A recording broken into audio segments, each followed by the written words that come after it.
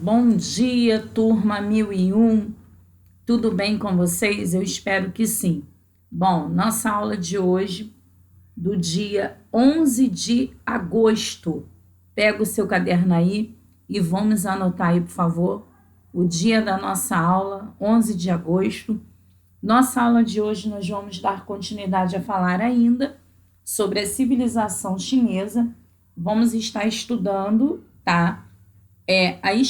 A expansão do budismo na China e vamos estar falando a respeito, né, da perseguição do governo chinês contra o budismo dentro da China. Mas antes de nós começarmos a estudar sobre essa aula de hoje, eu gostaria de estar assim fazendo uma pequena homenagem para você, estudante do Líbano brasileiro. Né? Devido a essa pandemia, nós não podemos estar juntos, mas a tia Raquel não esqueceu do Dia do Estudante, a qual é comemorado no dia de hoje, 11 de agosto. Então, assim, eu já quero te parabenizar pelo seu dia e já quero te dizer, preserve sempre em seu coração a alegria de ser um estudante, tá? Receba essa homenagem, um beijo para você, tá? Tudo de bom, eu espero que você assim venha continuar aí sendo esse estudante dedicado que você tem sido, tá? Que Deus venha continuar abençoando a todos vocês, a sua família, que vocês venham continuar tendo foco, né? Força e muita fé, porque eu creio que em breve tudo isso vai terminar. E já quero assim dizer algumas palavras para você.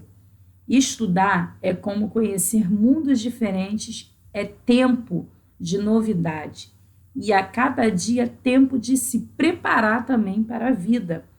Querido estudante, saiba que você é o motivo e a razão primeira e mais importante de nos preocuparmos com uma educação cada vez melhor.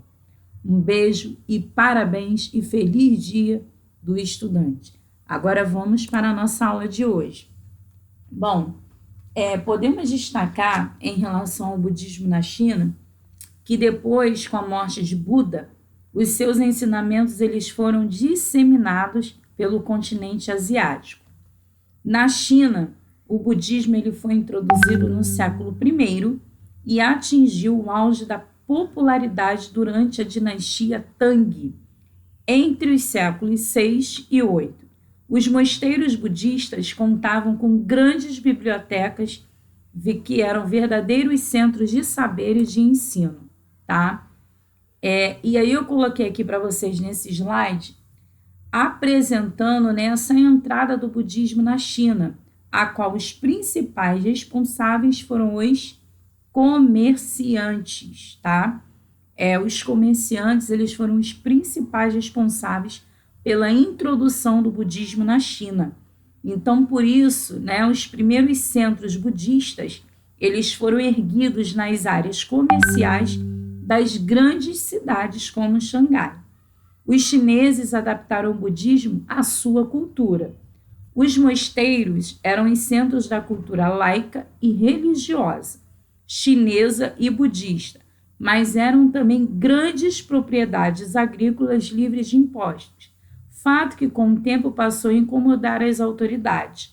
Os monges chineses eram poetas, pintores, calígrafos e artesãos habilidosos na transformação do cobre em estátuas e objetos de culto, tá? Aí eu coloquei aqui para vocês para destacar, que esse budismo na China, os comerciantes, anota aí e não esqueça, tá? Os principais, responsáveis pela essa introdução da religião budista na China, tá? Foram os comerciantes. Agora nós vamos falar aí governo versus budismo. Então, o que vai acontecer? Com o crescimento do budismo na China, a autonomia e o privilégio dos monges passaram a ser consideradas uma ameaça ao Estado, que, por sua vez, começou a persegui-los. Aí eu coloquei aqui as principais razões dessa perseguição ao budismo na China, a qual o governo chinês ele acusava o budismo de ser uma religião de estrangeiros e a causa do enfraquecimento moral e econômico da China.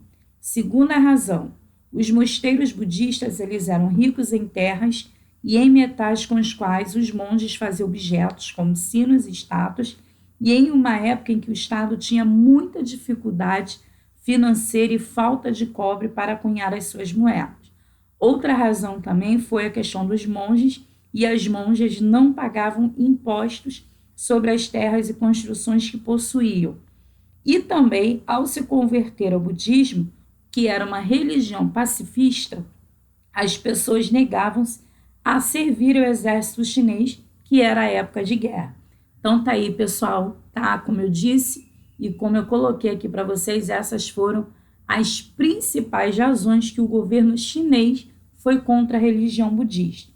E aí, nesse contexto, o governo ele vai fazer um inventário dos bens dos mosteiros e baixou um decreto imperial no ano de 845, confiscando terras, metais e moedas que faziam parte do patrimônio dos monges.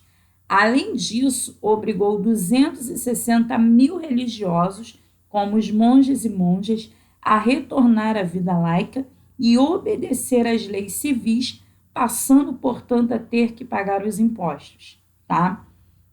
Agora aí nós vamos exercitar, tá? Depois de tudo que você, aprendeu na nossa aula de hoje, que você acabou de ouvir, você vai fazer aí no seu caderno 10 perguntinhas e depois também vai responder essas perguntas sobre o assunto que nós acabamos de estudar, tá? Um beijo para você e, mais uma vez, feliz dia do estudante e até a nossa próxima aula. Lembrando a você para não deixar de entrar lá no Google Class, tirar as suas dúvidas e fazer as correções das nossas atividades. Um beijo, tchau, tchau e até a nossa próxima aula e fiquem com Deus.